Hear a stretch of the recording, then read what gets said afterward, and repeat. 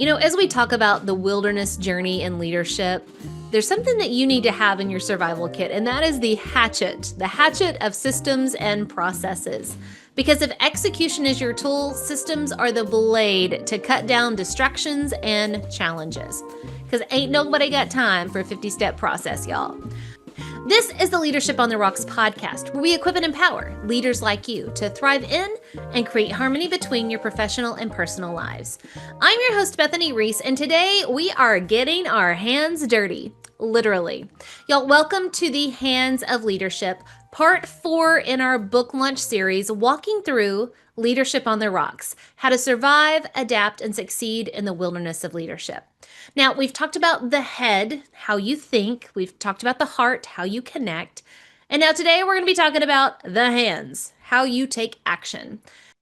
Now, this part is about what you do as a leader and how you do it well without drowning in busy work, decision fatigue, or 137 tabs open in your head. You know that feeling. Now, let's kick it off with execution, y'all, the multi-use tool of leadership. And no, I don't mean checking things off of a list. That's actually definitely not what I mean. Execution isn't just activity. It's intentionality.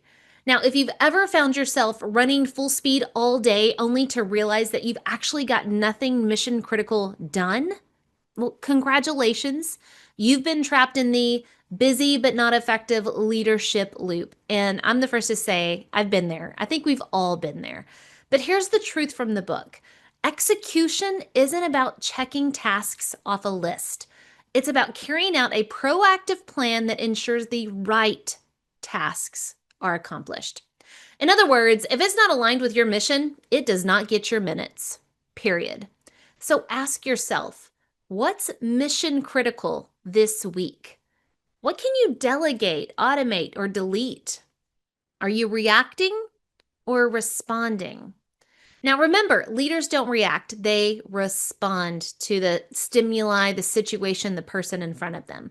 Now that means slowing down just long enough to ask, what matters most right now? And great leaders know how to find the answer to that question. Now, also, let's not forget those rattlesnake moments. We all have them where every leader faces a crisis that seemed to jump out and bite you out of nowhere, like you didn't see it coming. You cannot predict every fire, but you can prepare by leading with purpose and not panic.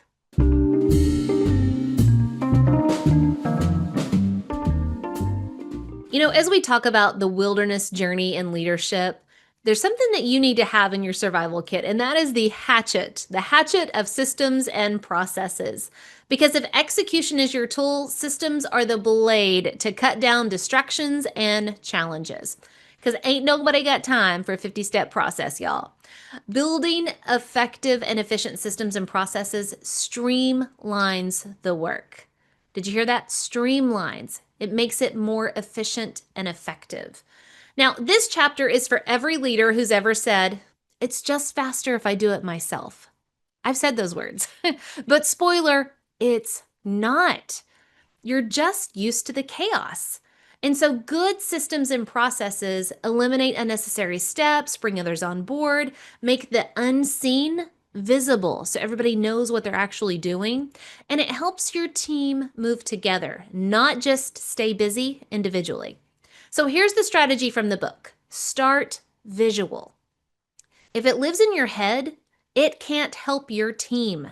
So draw it out, map it out, make it shareable, turn the invisible workflows into visible guideposts. Because leadership isn't about doing more. It's about doing better. So grab that hatchet, cut the fluff, and build systems and processes that actually support people, not frustrate them.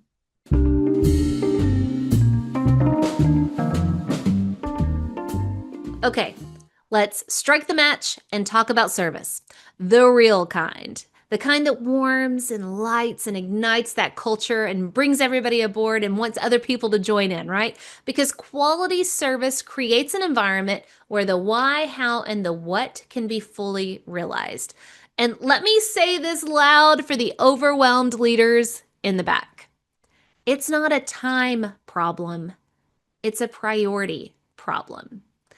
Too many leaders spend their day reacting to the noise instead of serving the mission. So you want to serve well.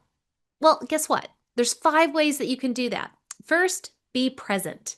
Show up where it matters. Stop multitasking your people. And heaven to Betsy, stop checking your phone and your email during meetings. Be present. Second, be quick. Respect time and don't bottleneck the progress. And the higher you go on the leadership ladder, the more likely you, my friend, are the bottleneck. So third, anticipate. You know the best waiters and waitresses are the ones who refill your glass before it's even empty. And y'all, they bring you that other bread bowl before you've eaten that last roll or biscuit. So that's what we're going for, to anticipate, to look ahead and eliminate the obstacles that your stakeholders may have and get it before someone trips. Now, fourth is to be organized. Don't create chaos and call it leadership. Create structure to remove the chaos, because people thrive under structure. And fifth, set the tone. Model the standard. You are the culture. You are always in the spotlight, always on stage, and y'all, you always have a hot mic. So again, model the standard for how to show up as an effective leader. And let me remind you, no one owns you. Every action that you take is a choice. You are not a victim. You're a victor, and you make your own choices. So choose to serve with excellence, not just out of obligation, but out of identity as an effective leader. So here's your weekly Leadership Survival Kit reminder, straight from the hands of leadership. Think it. Get your mindset aligned. Connect it. Build trust and clarity. Do it. Focus, systemize, and serve. And then own it. Step in, step up, and shape the outcomes you want to see. This is how we navigate the wilderness well, from the inside out. And don't forget, Leadership on the Rocks, How to Survive, Adapt, and Succeed in the Wilderness of Leadership is officially available for pre-order. Woo! This book gives you tools, stories, visual metaphors, and real-world strategy for leading in the chaos, without losing yourself. So order your copy now at leadershipontherocks.com. And be sure to share and tag at Leadership on the Rocks for a chance to win a real leadership survival backpack stocked and ready for you. So next week, we're going to dig into the guts of leadership, the grit, stewardship, and legacy that carry you forward.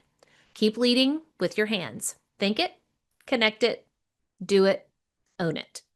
Until next time, continue putting in the work of building your life and leadership on the rocks, the essential rocks. God bless.